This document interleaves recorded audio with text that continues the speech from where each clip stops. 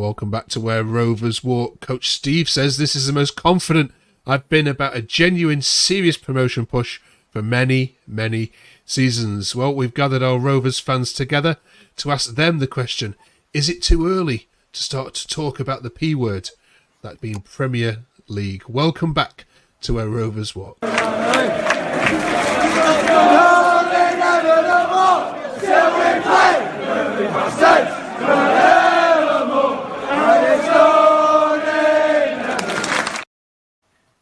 Well, it's getting a bit boring, this, talking about how great Blackburn are, but we're going to do it anyway. Welcome back to Harry, Tom and Mark on the quickest and most comprehensive review of all things Blackburn Rovers on the internet. And, of course, you can also download this on Spotify as your weekly 20-minute quick review of all things Blackburn. This week, we are going to review the Bristol City game.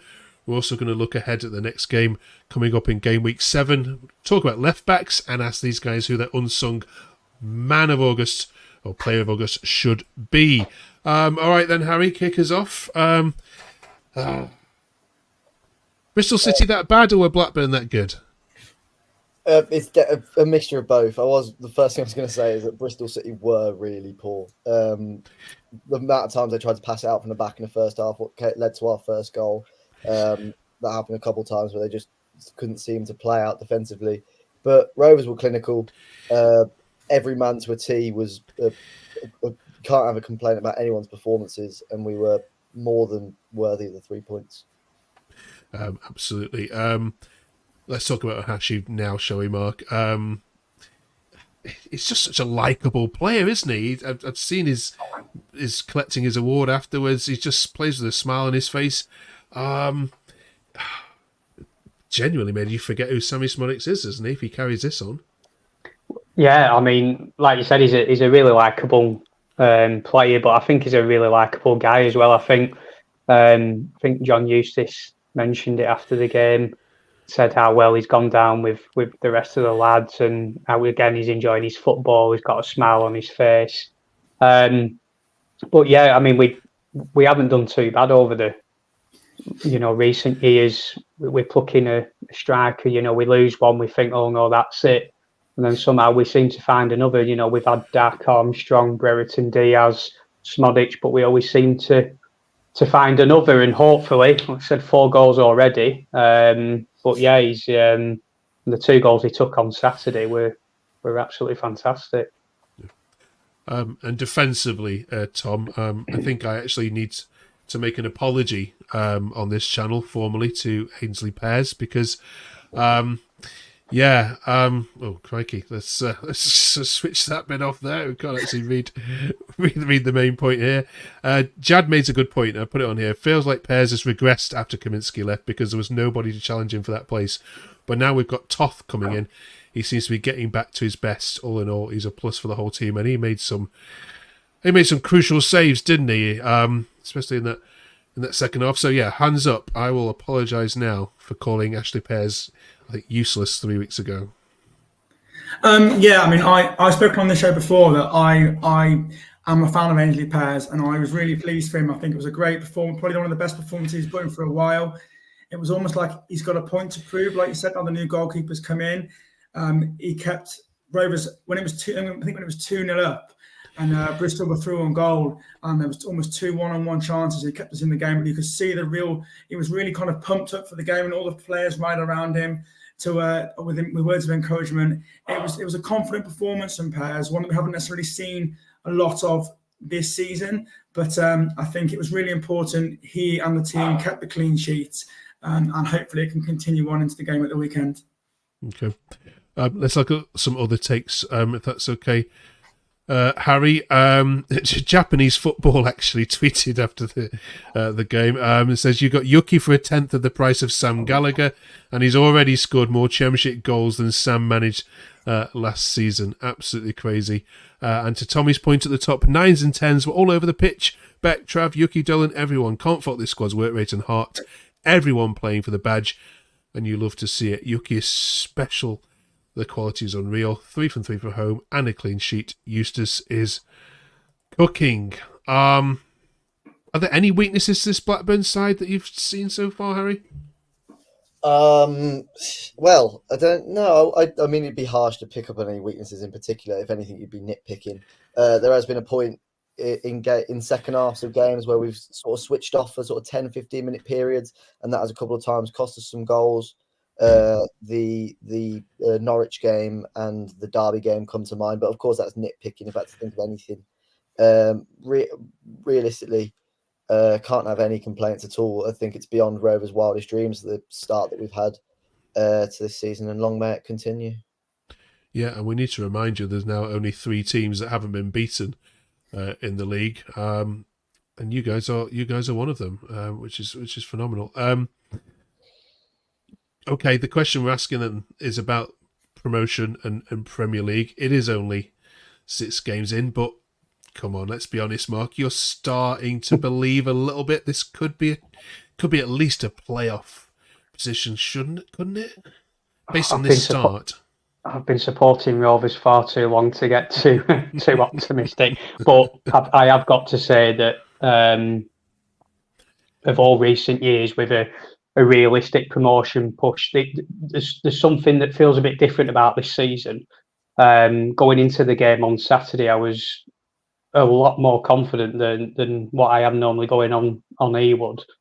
And there's just that feel about what Eustace is doing. I mean, what are we going back nearly 12 months ago? He had Birmingham in the top 6 in October and got sacked for no reason. So, I think he is building something. Obviously, it's far too early to start dreaming of promotion or anything like that. But looking at the league table and looking at some of the teams, you think, well, there's no real standout. I think like last year, a couple of teams you thought, yeah, especially the teams that came down. But there's no, I don't think there's anybody that's going to really run away with it this year, I don't think.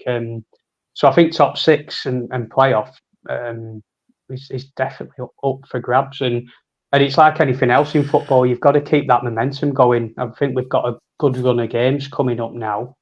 And if we can go into October still unbeaten, I think psychologically that's a great start to the season. Okay. So are we allowed to talk about promotion? When can we talk about promotion? If we're still here around Christmas time, we can. May. That is a proper Rovers fan talking, isn't it? May, I might start believing. Okay. Just some other quick ones that came up. Callum Britton, Tom.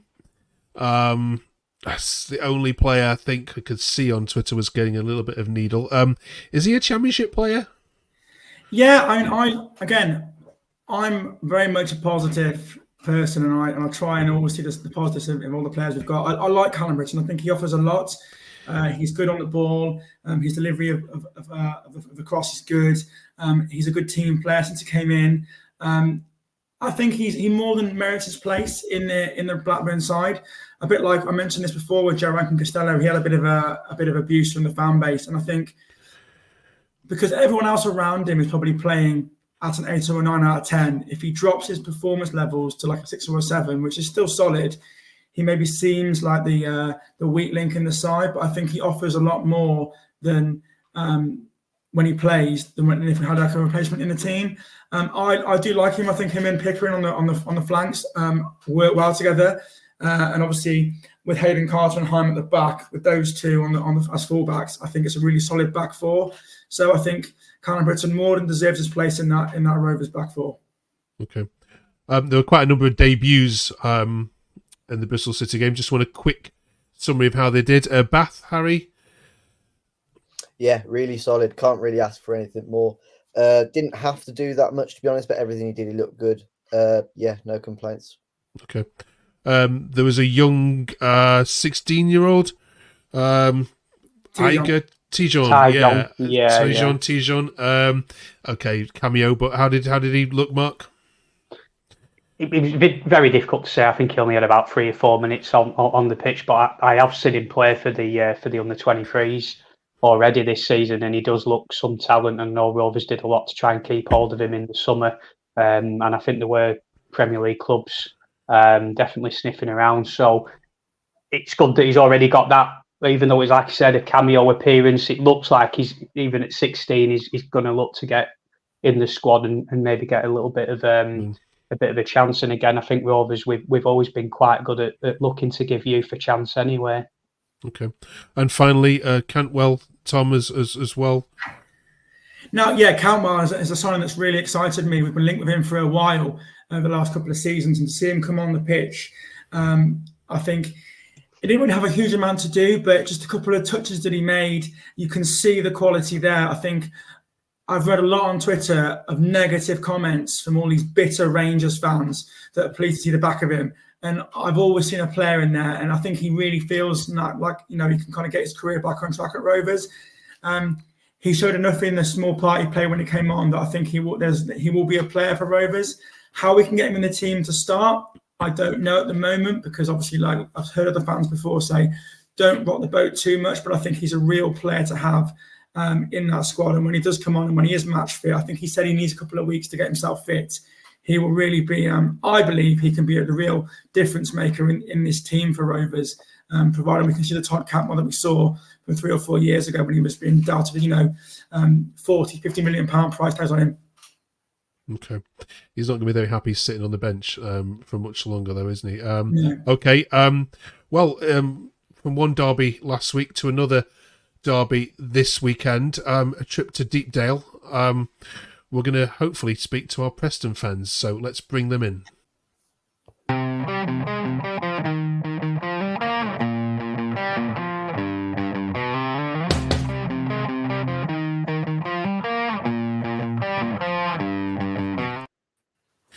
It's always spicy when Preston and Blackburn get together. Welcome from the Terrace Talk Network, Ash and Etienne. How are you, fellas? All right? Good, thanks, mate. All good. All good. All right. Ash, you looking forward to this one? It always gets a little bit rowdy at Deepdale when Blackburn are in town. Yeah, absolutely. What more to look forward to? Beat these lot and 3 points in the bag. Just help a neutral here about the rivalry here. Clearly, obviously, Blackburn, Burnley and Preston and Blackpool, Etienne, but is the rivalry growing over the years, given how much time you've both spent in this league? Is the hatred for each other getting bigger each season? I definitely feel like it is. I feel both sides try not to admit that it's a derby, but at the end of the day, when Burnley are in the Prem and Blackpool are in League One, it becomes a derby because we haven't really got anybody else to fight. And it's just nice having a rivalry where you can go and destroy the other team every time you play them, home and away. So, yeah, I think it is becoming more of a rivalry. Yeah. Okay. Let's be honest, you two, though. I mean, you must have looked at Blackburn's results and their performances, and you must be, for the first time going into this fixture, just a little bit worried this weekend, Ash? Nah, it's all good. We'll be fine. We'll be fine. Honestly, we've picked up, and I think we generally tend to show up for the big games, so I'm not worried. I think they've had a good start, but I don't want to give you too much credit. So, okay. Harry, Dolan had his best game, I think, for Blackburn at the weekend. Do you expect a tough game against Preston, or do you see this as another 3 points in the bag? Well, they'll be right up for it. We know they will. This is their cup final. It's just another league game for us, really. But yeah, it's always when a derby comes up and it's form goes out the window. We were saying the same before the Burnley game. It's going to be a tight game, and no matter we've been doing well, they've been down there. But it could go either way. Mark, is a bit of healthy respect for each other? I mean, this is one of the oldest fixtures in this competition. 1888, I think it was, has been played. You've both founder members of the league. What's your view on Preston as an opposition? Yeah, I think like Harry said, it's just it's mainly just another game, just another league game. I think, yeah, of course, when you go into the game, it's a derby game. It is a local rival, but I've had this debate many times with fans in this area, and I do see Preston see us and they are going back to probably when we were in the 90s, lifting the Premier League, doing all that, and then all of a sudden they've come on a bit of a par with us, and I think they do see that they've always had that little bit of an edge going into it. Whereas obviously, we've seen with the Burnley games recently, that's always been our main biggest derby. So, end of the day, it's a derby. There'll be 5,500 Rovers fans there, so I think it'll be a cracking atmosphere. In recent results, Preston have had the better number over you. Tom, what needs to change this weekend for that pattern not to continue? Well, yeah, the form guide is pretty mixed for both teams, I think, over the recent years. I mean, we've beaten them 4-1, they've beaten us 4-1, been wins and draws. I don't really see, in all honesty, Preston posing much of a threat, in all honesty. They're 21st in the league table. They've only won one game this season, lost 3, and the goal difference is -6. Will Keane's obviously a good player, and he scored quite a few goals last season. I think he's got 1 so far at the moment. If we can kind of stifle him as their main attacking threat, I think it will be quite a comfortable performance for Blackburn if we can just continue what we've been doing, turn up. This team under John Eustace, as we've discussed previously, there's something happening, I think, with Blackburn this season. We've seen it before when we started off well in the league and injuries have happened or the form has curtailed or something's gone wrong. The fan base are quite negative at times, but this year there's something in the water where I think something special could happen. And I think if we go out on the weekend at Deepdale and put on a good performance, there's no reason why we can't comfortably come away with 3 points. Okay, Ash, you've heard all that. Are they underestimating you a little bit here? They're doing a lot of research on us. That's what I'm taking from that. Yeah, I don't know. I think things have changed. I think we've not been in the best of form for a while. But what we saw the weekend was a big improvement.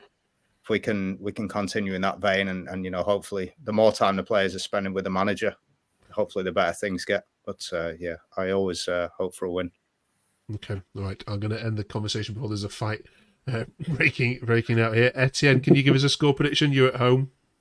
I'm going to go 2-1 Preston. I feel like at Deepdale, Blackburn always score early. They'll do that again, but then Osmaic will crop up with the double and put them to bed, hopefully. Okay. All right. Mark, you can take it for Rovers. I'll be honest, I'll be happy with a point. I think if we keep that trend going of winning the home games and picking something up away, because I do think it will be a difficult game on Sunday. I think obviously, Preston have got a new manager in. I think they will be really, really pumped up for this. But I think we will be as well, and we'll stand up to the challenge, just like we did at Burnley a couple of weeks ago. I'd love Rovers to edge it, but I do have a feeling it might be 1-1. Okay, we'll take that. It's Sunday on Sky. Drop us a comment below with your predictions as well. Thanks, Ash. Thanks, Etienne. We'll catch you shortly. For the rest of you, let's review some left backs.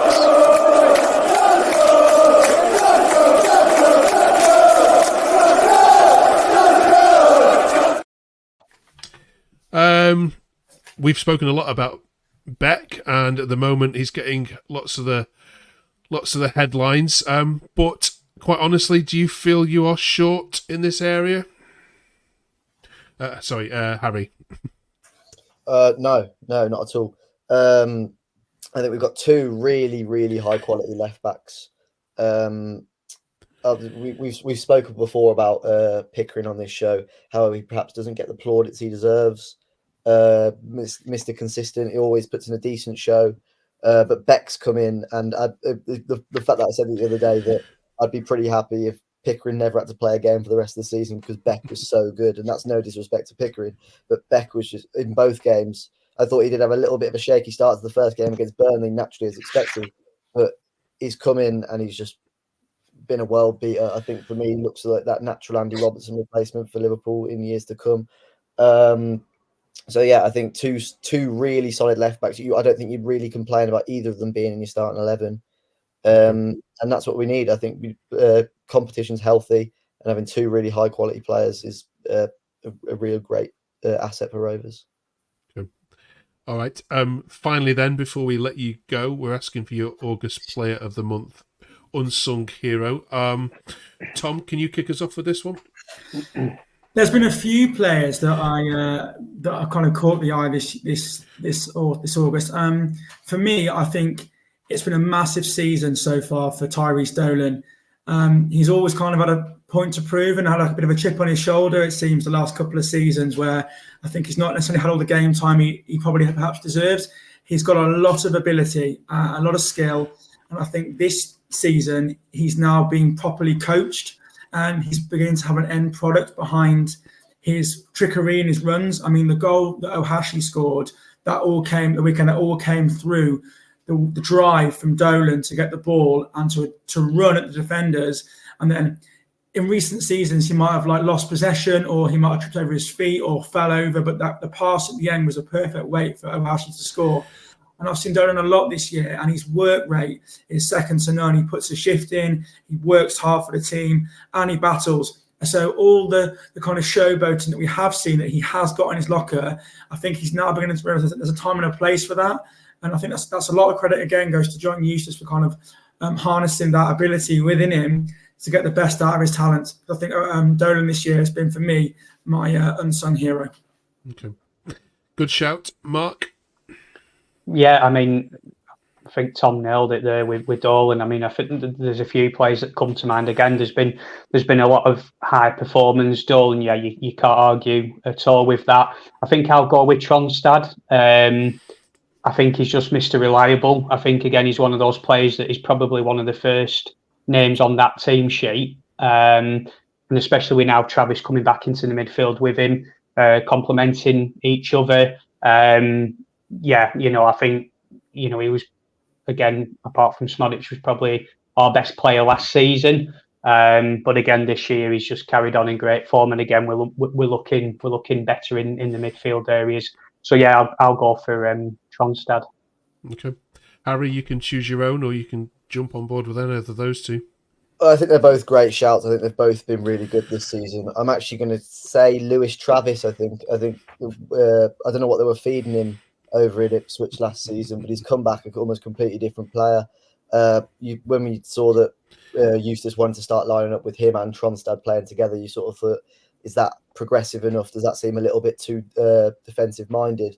But Travis seems a completely different player. He's not that destroyer, that soul just to hold a midfielder anymore. He seems to be able to pick up the ball, carry it, play a decent pass. And of course, he got himself his first goal, which is a vital start to a midfielder. He needs to be chipping in with those goals. And yeah, if you're going, he's really revitalized himself as in that role. And I think, yeah, Rovers are really going to benefit from having him there this season. Okay. All right. Well, we are really enjoying being along on this ride with you. Long may it last. Preston then next. We'll review that game with you next week. And also we're talking about right backs next week as well. And who's the best right back ever to put on a Rovers shirt. So get your thinking cap on for that. Thank you, Harry. Thank you, Mark. Going to leave you with a tweet from Mr. Thomas K. I've not seen Blackburn play this well with this much passion and decisiveness in years. John Eustace is the Messiah and we are merely his disciples. Yuki Oshashi, you absolute beauty. And on that note, we will... That's one of my most liked tweets, that was. So you've been on the source. Someone's been on the source, I think, there. Right, we'll see you all next week. Thanks for watching.